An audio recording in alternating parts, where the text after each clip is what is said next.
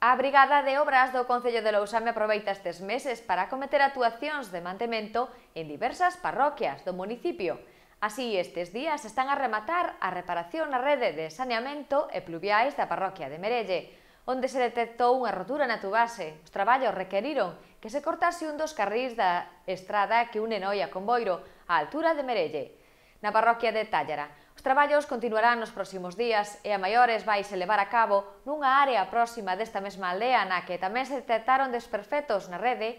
O Concello acomete tamén tarefas de limpeza e arranxos na ruta de sendeirismo do río Vilacova ao paso do percorrido pola aldea de Lesende.